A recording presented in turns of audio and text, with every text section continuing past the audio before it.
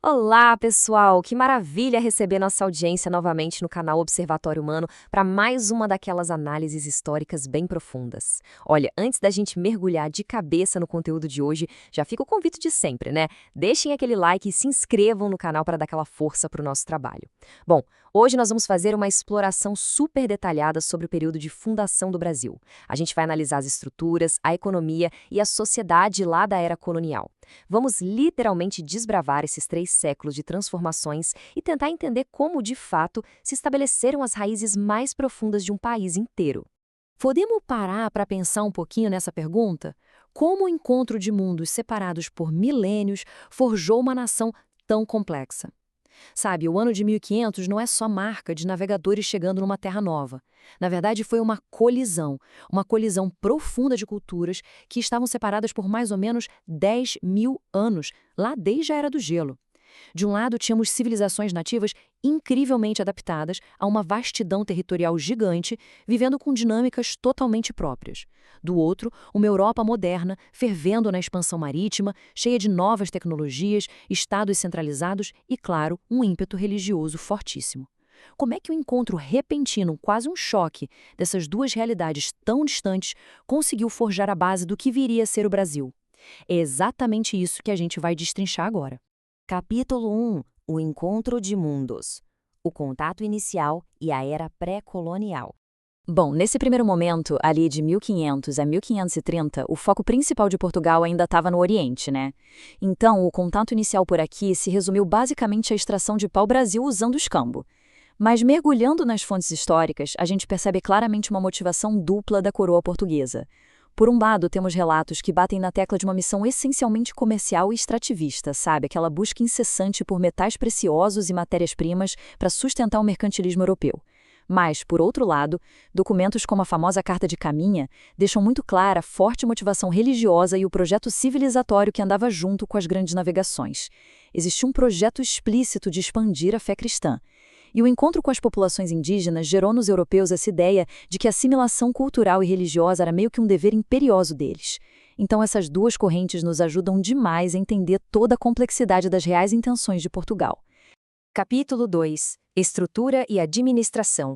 Governando o vasto território. Acontece que só manter feitorias espalhadas pela costa ficou insustentável rapidamente.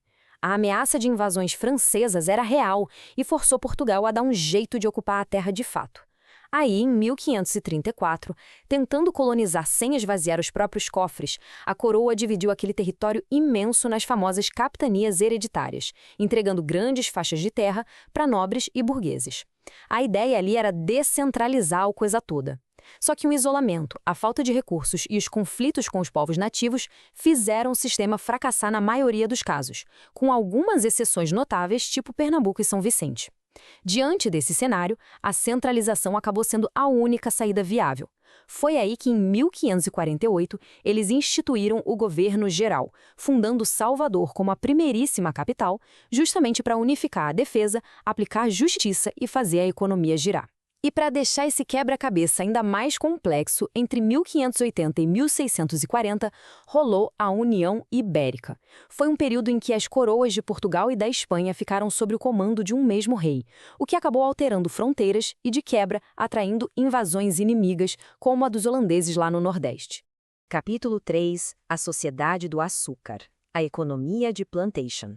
E para financiar todo esse povoamento imenso, qual foi a grande sacada? A introdução da cana-de-açúcar. Isso transformou rapidamente o Nordeste no verdadeiro coração econômico do Império. Para se ter uma ideia, na época o açúcar era uma especiaria caríssima lá na Europa, literalmente vendida a peso de ouro. E a base de tudo isso era o chamado sistema de plantation. Ou seja, estamos falando de latifúndios gigantescos, monocultores, focados 100% na exportação e, fundamentalmente, totalmente dependentes do trabalho escravizado. Isso acabou moldando uma sociedade que era extremamente agrária, estratificada e patriarcal. De um lado, a gente tinha a Casa Grande, com toda a opulência e o poder inquestionável do senhor de engenho, que governava não só a terra, mas a vida de todo mundo ali ao redor. Do outro lado, o contraste doloroso da senzala, que era quem de fato suava e sustentava toda aquela engrenagem de exportação que alimentava as riquezas do outro lado do oceano. Capítulo 4. A complexidade da escravidão. trabalho, educação e exploração. É simplesmente impossível tentar entender o Brasil colônia sem olhar de perto para essas dinâmicas sociais tão complexas, onde os ideais europeus batiam de frente com uma necessidade quase devoradora de mão de obra. Pegando os povos indígenas, por exemplo, eles foram a primeira força de trabalho que os europeus tentaram usar. E aqui, as fontes divergem. Uma parte sublinha o extermínio duro e a exploração pesada que eles sofreram. Em contrapartida, outros relatos históricos fazem questão de enfatizar os acordos, as alianças estratégicas e até o papel central dos jesuítas na tentativa de educar essas populações.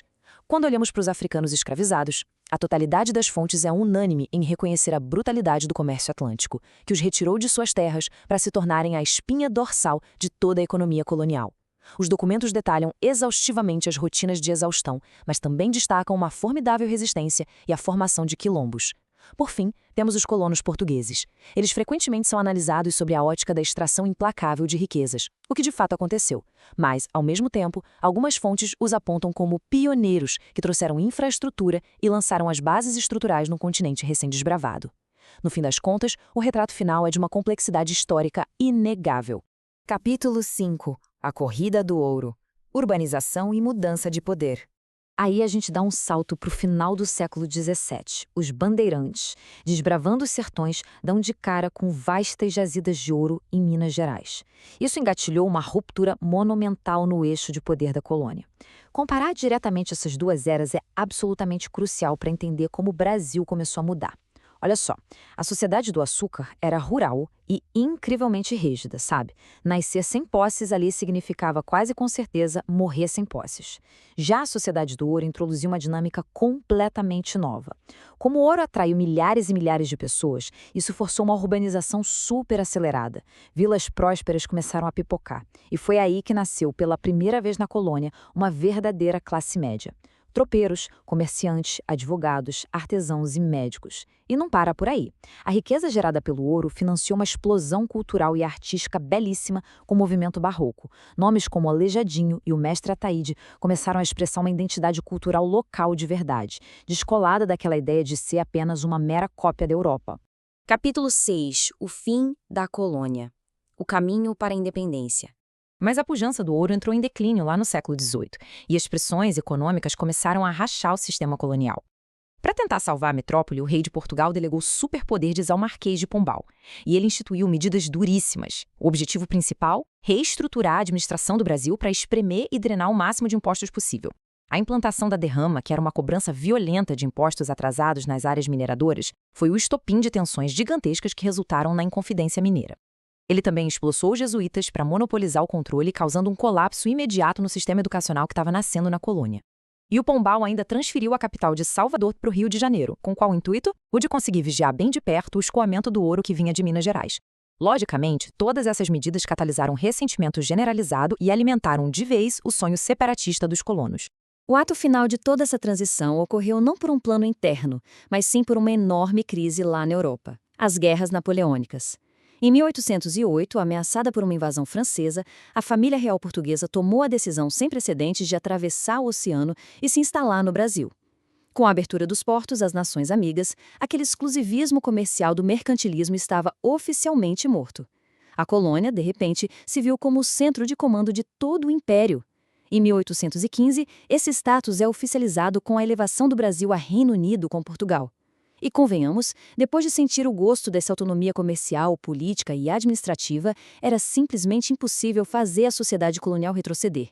A tentativa das cortes em Portugal de retornar o Brasil ao status de subordinação culminou inevitavelmente no rompimento político final em 1822. O Brasil deixava, enfim, de ser colônia. E assim, a gente encerra essa exploração de hoje com o questionamento essencial que fica no ar.